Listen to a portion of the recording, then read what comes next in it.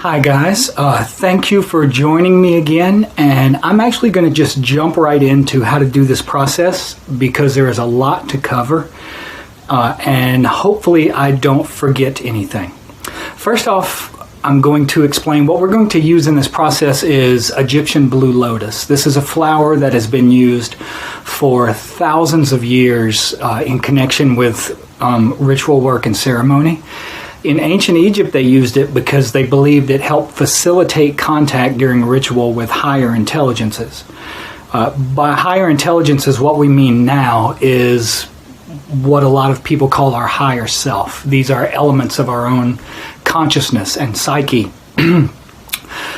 which we want to integrate into our normal everyday consciousness. That is a whole separate video in itself, and that's something that we are going to go into. But for right now, what I want to explain is the actual technical process for making a double extraction tincture. The reason it's called double extraction is because two of the ways that we extract essences and chemicals and minerals and everything else from a plant is using either alcohol or water. By alcohol, I mean something that is at least 80 proof, not rubbing alcohol, but like vodka. Brandy is traditional. I actually like tequila, like a clear tequila, just because it's, I enjoy the flavor of it. A lot of people don't, which is why they use vodka, because it's kind of flavor neutral. But whatever it is, you use alcohol because number one, it pulls all the essence out of the plant. And I'll show you what I mean by that. This is a tincture that I had started using rose. This material you see in the bottom is crushed up rose petals. The alcohol was actually clear whenever we started. And you can see now it's a pink or reddish color because it has drawn the essence of the roses into the alcohol itself. But the alcohol also has a really, really long shelf life. You can use this for years and it won't go bad. It won't decay, no bacteria forms in it, things like that. With tougher plants, harder plants, which is, Egyptian blue lotus is not really, really hard, but it is harder than roses. You can use water also to extract some of the material from the plant that alcohol does not get out. So the first thing we're going to do is we're going to put it through the process of removing everything we can possibly remove from it with alcohol. This kind of corresponds to whenever you're doing your ritual work, your daily ritual work. In magic, you're cautioned against what they call a lust for results.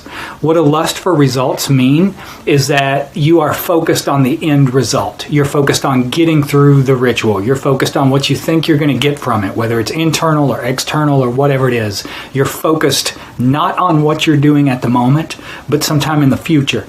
Well, one of the reasons we're cautioned against lust for results is you want to focus all of your attention on what you're doing in order to get every bit of knowledge and wisdom and experience and energy that you possibly can out of that moment, out of that experience, out of that process.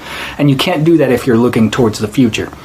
So we start with alcohol to once again draw everything, we're going to, through this process, draw everything we possibly can out of the plants. So when you get your Egyptian blue lotus, you tear all the petals off, kind of just grind them up in your hands. Some people like a mortar and pestle, but these are the Egyptian blue lotus, the core of the plant is actually so hard that a mortar and pestle, for me anyway, I have arthritis in my hand, so I can't really grind it up, so I just shred it up using my hands, and you want to put it in a jar. Whenever you put the material in a jar, you're going to then use your alcohol to pour over it. Now, you want it completely covered up. You don't want any of the plant material sticking up out of the alcohol, because if you do, the part that's sticking above the alcohol can form mold and bacteria on it, and then your tincture is no good. So you want it completely covered. Once the material is covered with the alcohol, you can put, if you have a metal top to your jar, you can put a piece of wax paper up under it, because the alcohol can actually corrode the top of the metal lid if you leave this in here for years, and it has a shelf life of years. So some people like to put the wax paper under there. I was out of wax paper, so this is actually some saran wrap I put under, and then a coffee filter on top, and then I put the top on. Another important thing, and this is really important, always label. Write what you have in here and the date you put it in here, because if you're working on a bunch of different tinctures, sometimes you'll forget which one is which, and you end up with a bunch of dusty jars that you don't know what's in, can't use, and you've wasted time, money, and energy. Labeling is very important. You're going to, once you have this in here, you're going to let it sit for a month. Now, there is a step in this process if you want to follow a traditional method. You want to keep this heated for 40 days. And by heated, I don't mean on a stove, not a big heat. You could have like a heating pad sit on a very low temperature and set it on there. Or you could, if you have access to a hot water heater in your closet, you can go into the closet and put it on the hot water heater. All it needs is a very gentle warmth to aid in the fermenting process. Some people don't use that at all. A lot of people who use herbs just do it like this. But what you're going to do is once a day for 40 days, you are going to take this and just shake the hell out of it. Shake it as hard as you can. What you're doing is breaking up the plant material and allowing the alcohol to saturate into it as much as possible. Now, when I first put this in here just a couple of days ago, this was completely clear, and you can see already how much it's pulling from the plant. You're going to let that set aside for 40 days. After 40 days, this is when we start the water extraction process. You're going to drain this. You're going to strain all of the plant material out. And you can use like a tea strainer or cheesecloth, anything in that vein that's made for straining things. You pour the alcohol through it into a separate container so that you have just the alcohol that is completely saturated with the plant material. You take the plant material and you put it in a pot on the stove. You're going to need 2 gallons of water. If you have a big enough pot, you can pour 1 whole gallon in at one time. If you don't, you're going to have to pour some in as you go, and you want to keep it boiling, keep it simmering so the water will evaporate. And as it's evaporating, you can pour more from the gallon. But after you've went through that, you've boiled this plant through an entire gallon of water, and you want to boil it down till you get about 2 cups of water. And then you're going to take the plant material and the water in the pot and put it into a container. Now make sure it's not a container that you fill all the way to the top, because you're going to freeze this. And if it's completely filled, whenever you freeze it, it will explode. If you want to leave enough room that it can expand inside the container. What's happening is not only would it make the container explode if it were too full, but what it's doing to the plant material is, since the water is saturating it, whenever it freezes, it explodes the cell walls of the plant, allowing you to get even more material out of it. Stuff you couldn't get any other way. So let that freeze overnight. The next day you take it out, let it thaw, put it back in the pot, and begin boiling it again and pouring your 2nd gallon of water.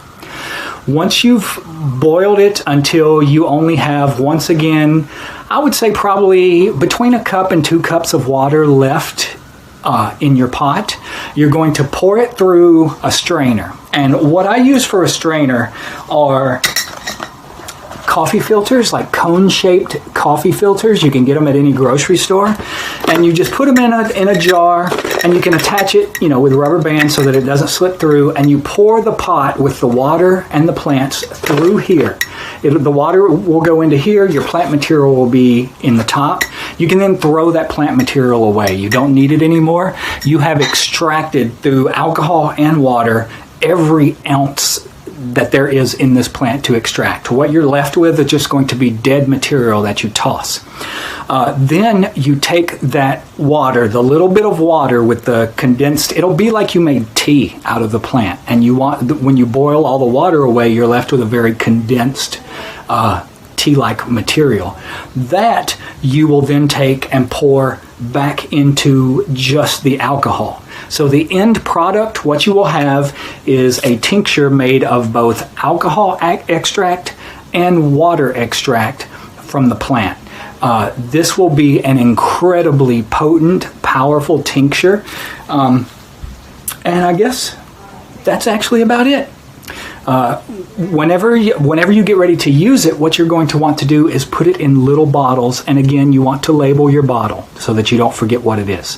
Whenever you use it, what you can do is you can do it in a couple of ways. One is just take it straight into the tincture and put it under your tongue. When you put it under your tongue like that, it actually goes directly into your bloodstream. It doesn't even go through your digestive system. It's absorbed directly into your mouth. Sublingual, they call it. So it has a really, really fast acting and powerful effect.